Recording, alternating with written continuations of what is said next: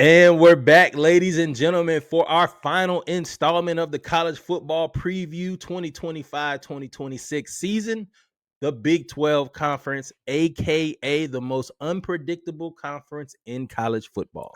I am your co-host, Reggie. Welcome back to the Splashcast. I am your co-host, Norwood, and I am here so I don't get fined. Go get fired.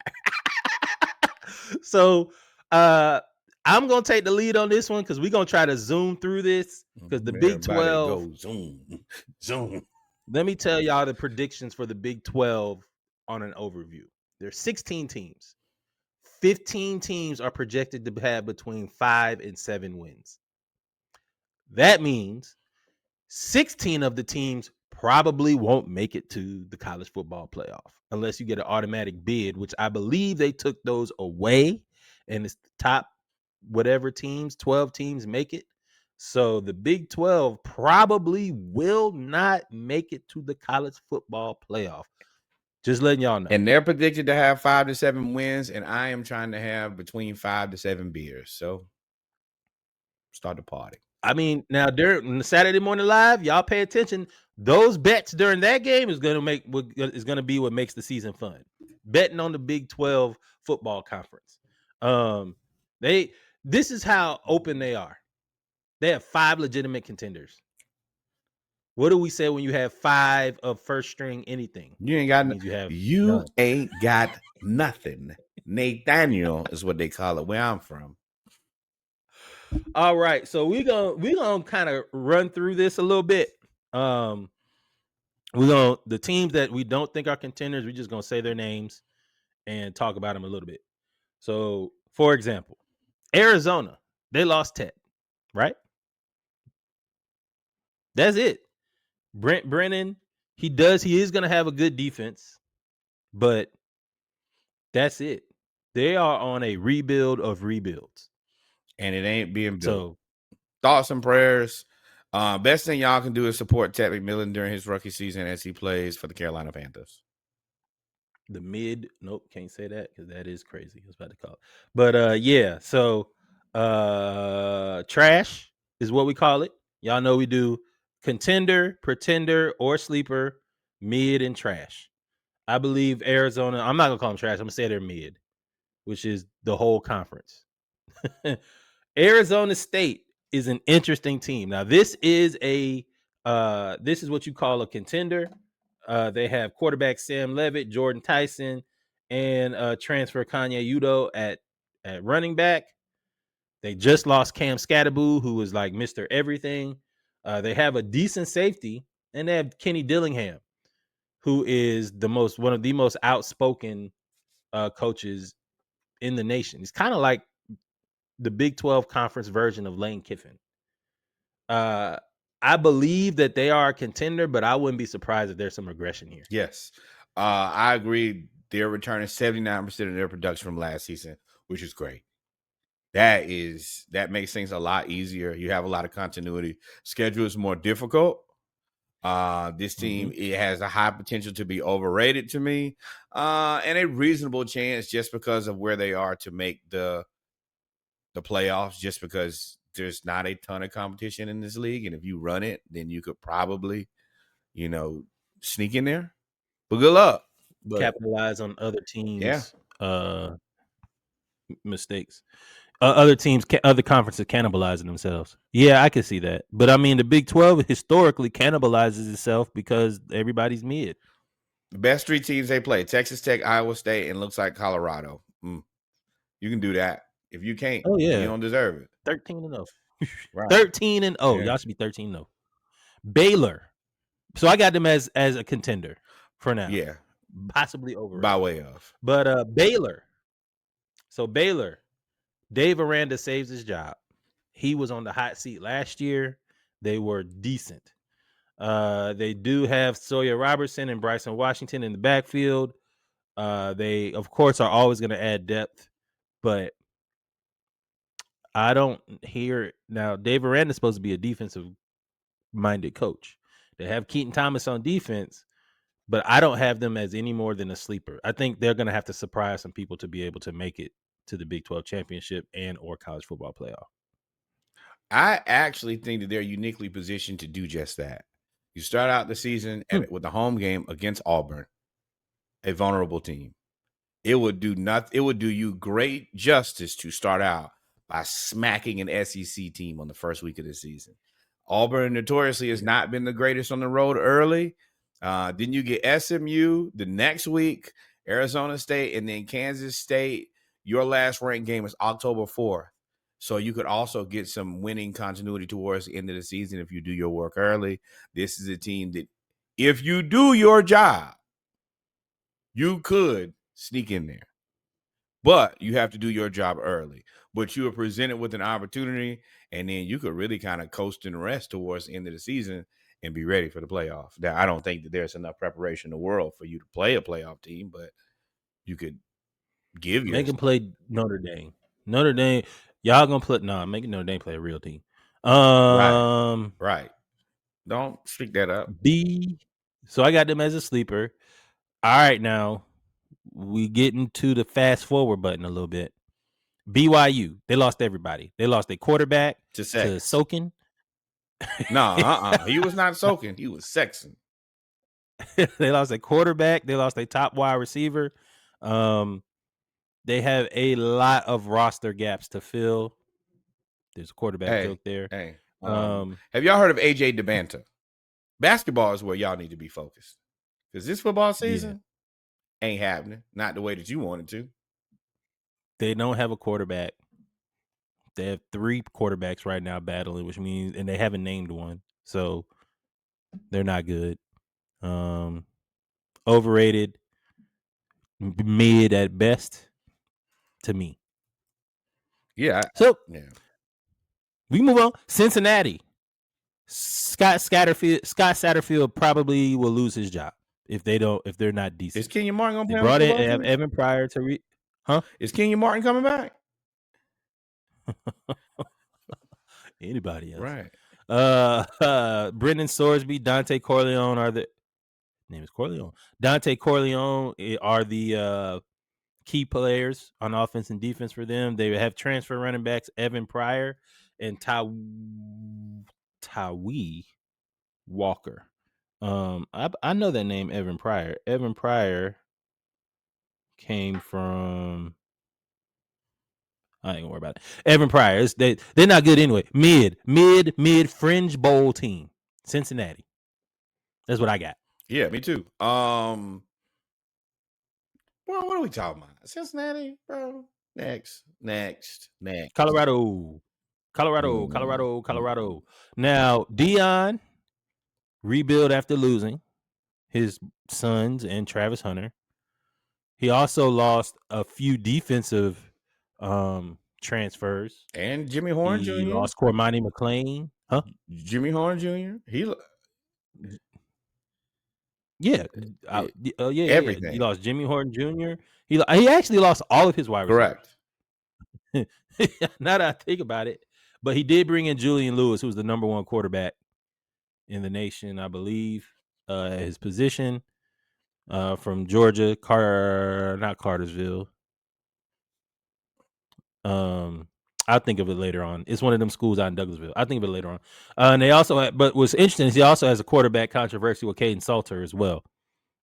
So, which is, I believe, is a transfer. So, will they play Julian Lewis? How will Coach Prime coach with all of his health issues? That's really the storyline. They're not going to accomplish much. They're going to be 6-6, which is pretty much what they've been. Right. I think that, and they got Jaheim Otis from Alabama as a defensive lineman. Yeah. They're going with Warren Sapp. Yeah, I think that is one of their better things. Is even in their losses, I think that their coaches are kind of getting into their individual coaches are getting into their swing of things a little bit better. I was going to say that I think that this will be the year to truly define Prime's coaching situation, but due to the health, whatever happens this season will be surely a wash. I don't think that this is the most promising season. It should be interesting to see what Julian Lewis can do at their quarterback position. I think that he has it until he loses it, and I don't think that Caden Salter is going to take it from him. But I don't think they're going to have a good season just because of the amount of loss that they had. They're just not prepared for it. I don't think they have a good season. Live by the portal, die by the Yeah. portal. Is what it is. Houston portal got Willie Fritz as coach. Connor Wigman transferred from Texas A&M. They have 30 plus transfers plus a new offensive coordinator and defensive coordinator. They'll be lucky to be mid. To me, I think Wegman was a big pickup for them because I don't think that they could have got a quarterback better than that. But just I disagree. Honestly, money. Yeah. BYU never would have got AJ DeBanza without money. Right. I agree. And I like Wegman, but I don't know if he's enough. I do. I know he's not enough. But I mean, I know. I don't think it's. I understand what enough. It doesn't take as much as it probably would have in other places. This is a low bar here. Low bar. I got them mid. I told y'all mid. This is the mid conference. Yes. Keep going. Yep. It's gonna be mid or trash for most of them. We didn't hit just about all the. I do think that they get to a bowl. I think they get to a bowl. Yeah, bowl hopeful. Iowa State. Sure, Rocco Beck, but they lost their receivers, solid core. My question is, Matt Campbell, how long are you gonna stay at Iowa State, dog? You have been a coach that has been wanted around the country for 5 to 6, however long you've been there. I think it's 5 years, maybe even longer. At this point, you've done everything you could do at Iowa State. There's nothing more that you could do at Iowa State. They don't have the budget. They don't have the recruiting. They don't have anything to compete and bring you to the next level or next echelon of coaches. That's to me, he has the coaching talent to go. He's one of the guys that could go to the Big Ten or the SEC and be just fine. I think the defense is still physical. They lost 2,000-yard receivers. Yes, probably overrated. I think they could be about 7.5. Mid. Correct. That's one game above mid. That's mid plus. Yeah. All of these guys are bowl contenders. Let's keep on moving. Kansas, sleeper for me only because of Jalon Daniels. I like Jalon Daniels. I think he's a good quarterback, at least at the college level. They have solid coaching in Leopold, but their defense is super inexperienced. And in the Big 12, where they throw the ball around all the time, that may be a hindrance. But I got him as a sleeper because of Jalon Daniels. That's really all I have. Yeah, I agree. Running game. They don't have great depth. This is just a team that will be playing in the Outback Bowl. I think that might be a good bowl for them, honestly. But yeah, go and get out the cold. Kansas State, they are the favorite or co-favorite / contender. They lost. No, I'm sorry. They brought back Avery Johnson. They have Dylan Edwards.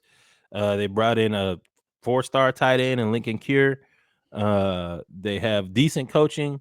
I don't know about their defense other than Austin Romaine, a linebacker who is steady. I have them as a contender here. Yes, I think that they are probably one of the few teams that could sneak in. Avery Johnson, the guy you spoke of, dark horse to be in the Heisman conversation. I don't think that he's actually in. I don't think he could win it, but I think he'll be in the conversation maybe early.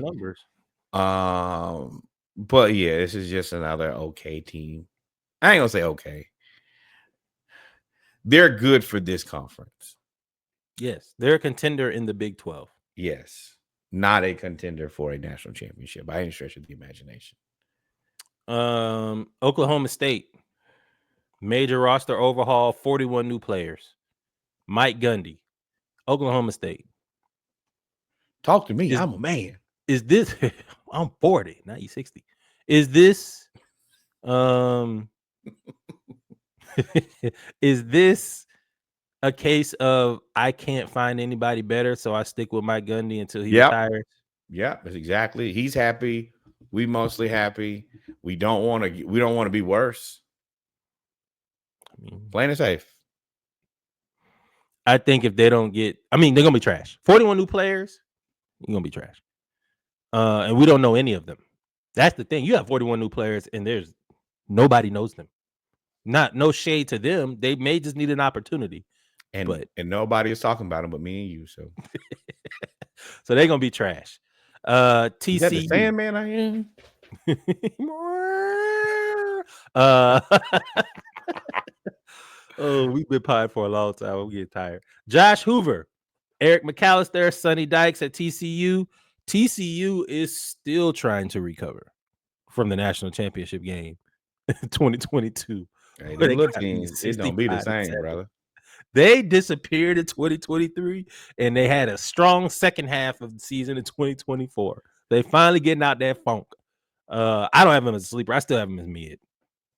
Yes, very much so. Experts say that they may win 8+ games. I would like to see it. I don't believe it. Let's do one quick click and see what they got and see if there is a road to glory here. Nope, it ain't. You start out with North Carolina. Bill Belichick's going to do his best to not lose at 7 p.m. next week. Then you get SMU at 16, Arizona at 11, Colorado and Kansas State and Baylor. It's a gauntlet for you for sure. Then you still got Iowa State. Now, if you do win it, you deserve it. But you got a legitimate schedule here. I If they give can them beat that. Kansas State, to me, this whole thing with this conference is built on confidence. If I can beat the perceived favorite, then I can beat everybody else. Right. Whoever can knock off Kansas State early in the season is probably going to be the favorite for the rest of the season. Which what you just read could be TCU. A lot of people have them as sleeper. I don't. I got them as mid. They could be either or. Yeah. All right, now this your team. You want to talk about them, the big money spenders. Let me be very clear. This is not my team. Ain't never been my team. Won't never be my team. I like storylines. They got the richest guy under 40 in Texas. He spent a ton of money here. He used to play football there. I don't remember the guy's name, neither do you. Overall, their NIL, I think they spent $55 million this year across all the sports.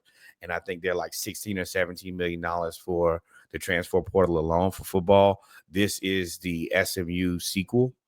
This is case study part 2. It's very interesting to see where money will get you. Are you going to be closer to 8-4? Or are you going to be closer to 10-2?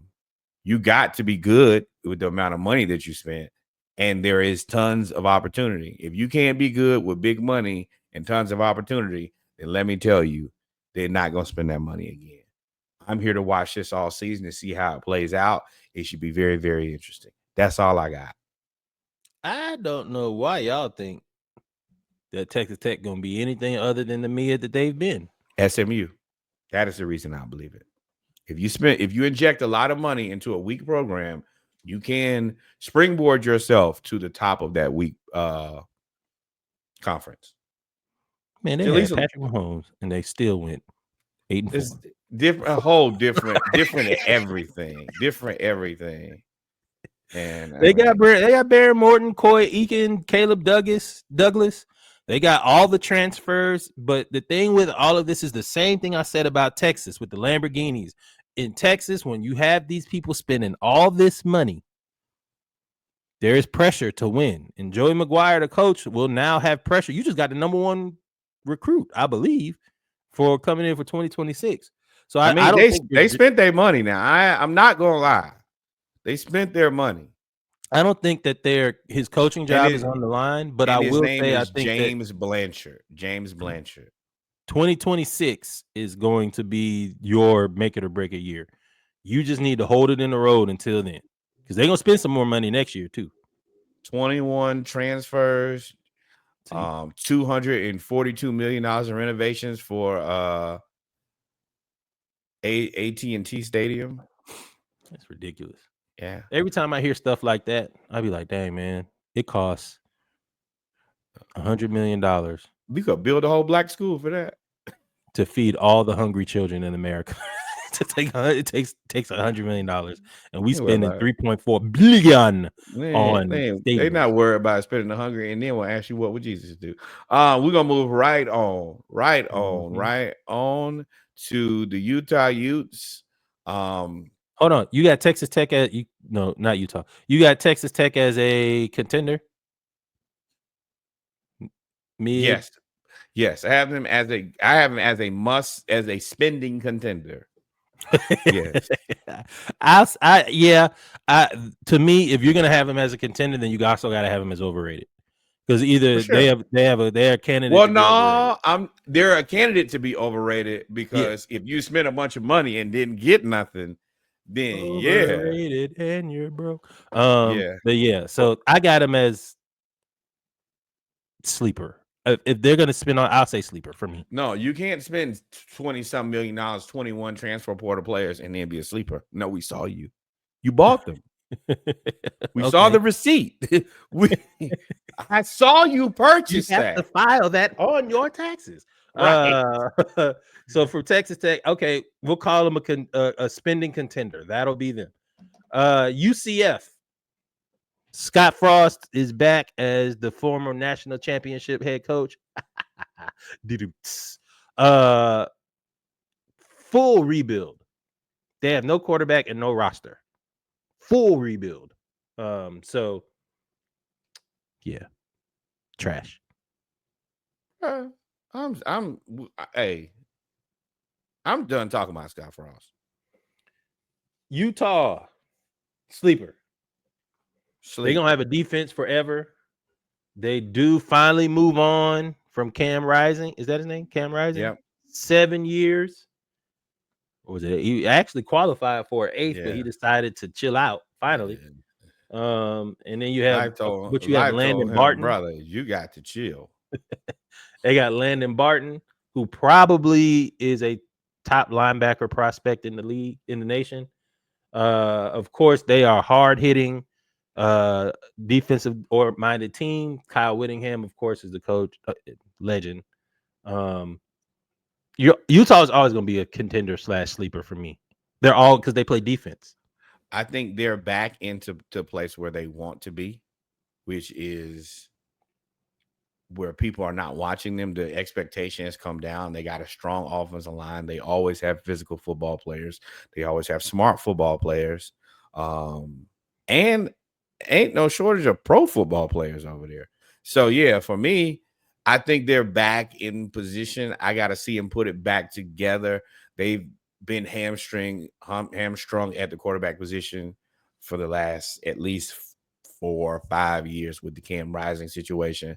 I think he's still with the program, but I think that this does allow them to kind of figure out, hey, what's the new direction here, versus every year make him the guy. And then, unfortunately, because I really liked him, I thought he was a pro prospect, and just getting hurt. Yeah, that kid get out there in the rain and melt from like sugar. So yeah, contender sleeper for Utah, just because I respect Kyle Whittingham and the team and organization that they put together over there at the University of Utah, the program. I'm sorry. And then West Virginia, year 1, they're happy to bring back Rich Rod. They got Jaheim White. Boo boo. Awful. Trash. Awful. So that was the Big 12, ladies and gentlemen. Just as a closing notes, we have Arizona State. You have Texas Tech, spending pays off. Kansas State and Utah, maybe, plus Baylor as your contenders / sleepers. Possibly overrated Arizona State, possibly. And then, of course, 6+ teams predicted to finish between 6-4 and 9-3. So I 6-6 and 9-3. I'm sorry. And one thing to close it out here, this team refuses to get into a conference, so this is the only place we know to stick them at the end. Oh yeah, we're going to briefly discuss the Notre Dame Fighting Irish.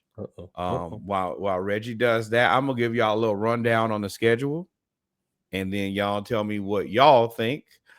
They play Miami August 31st next Sunday at 6:30, and Miami is 10. Then they play number 19 Texas A&M September 13th, so they get 2 weeks off.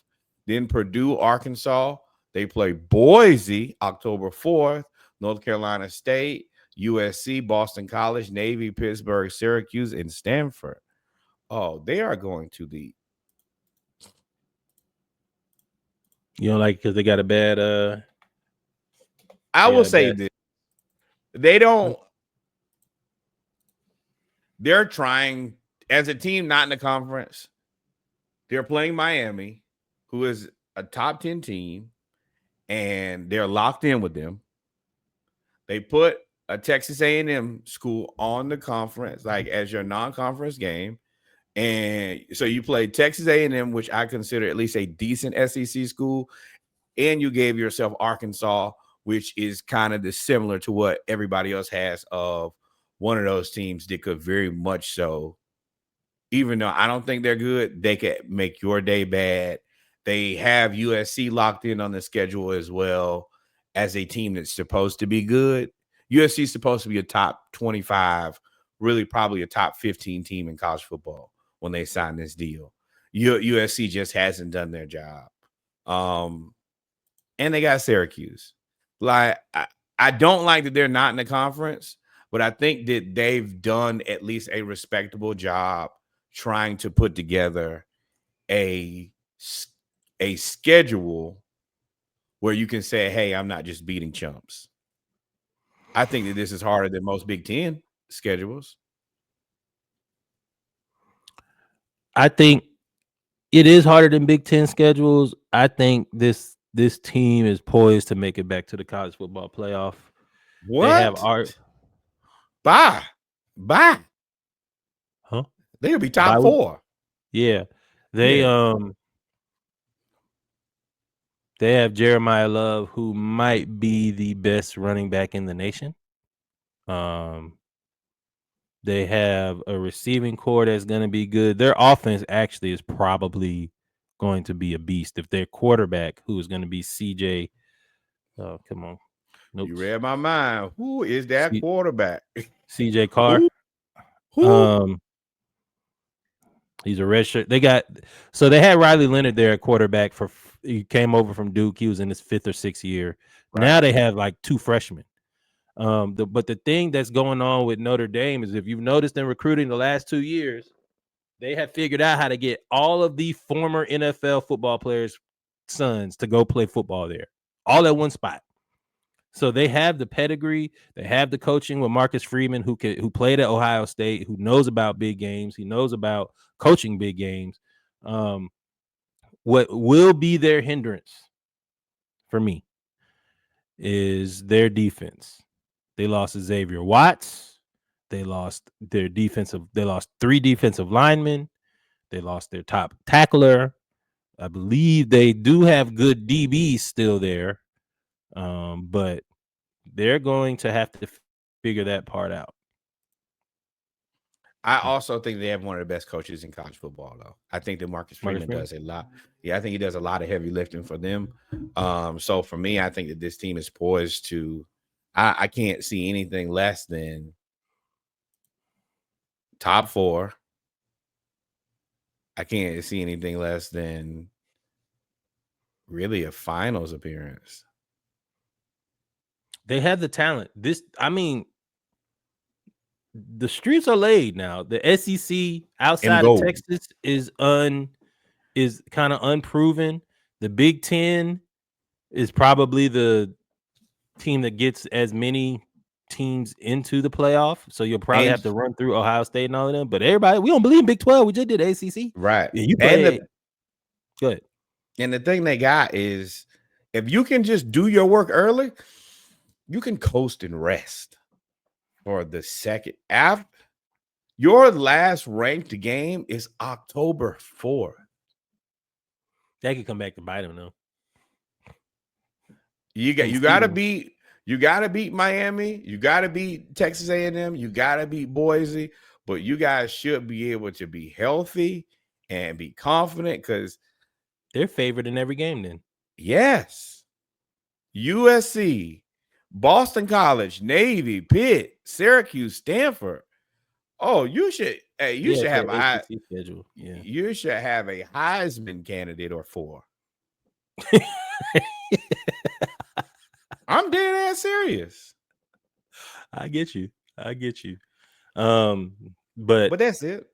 That's it. Notre Dame gets in the college football playoff. So that's it for the Big 12. We did our entire we've done the Big 12, the Big 10, the SEC, the ACC, HBCU, CAA. We have finished our college football preview for 2025-2026. HBCU is already out. SEC will be out either Sunday or Monday, followed by Big 10, Big 12, ACC will all be out this coming week as well.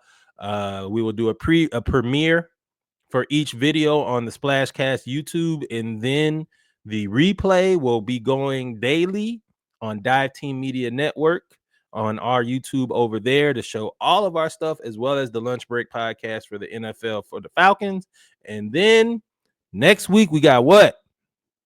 NFL preview. Know what time it is? Yes, sir. And then we start back with college football on Saturdays, Saturday Morning Live, and all of those things for picking games, betting beers, as well as our fantasy football preview, fantasy football special coming up as well. A lot of content for you guys. Always remember, like, follow, subscribe. Norwood, if I didn't miss anything, take us out. Adios, mi amigos. God is love. Thank you guys for rocking with us. And once again, this is a Dive Team Media production. We out of here. Bye.